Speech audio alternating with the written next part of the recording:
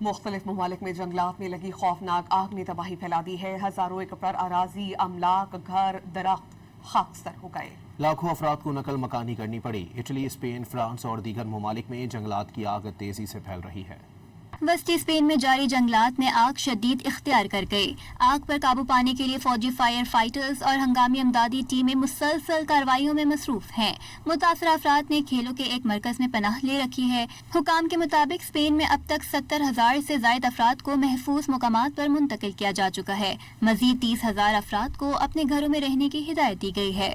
Italy کے گرگانو جزیرے کے جنگلات میں لگی آگ پر قابو پانے کے لیے فائر فائٹرز نے کارروائیاں تیز کر دیں، جبکہ کئی سیاحوں کو محفوظ مقامات پر منتقل کر دیا گیا. مقامی حکام کے مطابق آگ تیز ہواؤں کے باعث بحیرہ روم کی جھاڑیوں اور جنگلات کے علاقے تک پھیل گئی، جبکہ فرانس کے تاریخی شہر بورڈو کے قریب جنگلات میں لگنے والی آگ تیزی سے پھیل رہی ہے، جس کے باعث گھروں اور زرعی زمینوں کو خطرہ لاحق ہو گیا. فرانسیسی حکام کے مطابق ملک میں اب تک تقریباً 2,20,000 افراد کو محفوظ مقامات پر منتقل کیا جا چکا ہے. ماہرین کے مطابق یہ جنگلاتی آگ طویل خشک سالی اور مسلسل ہیٹ ویو سے جڑی ہوئی ہیں، جن کی شدت میں موسمیاتی تبدیلیوں کے باعث اضافہ ہوا ہے.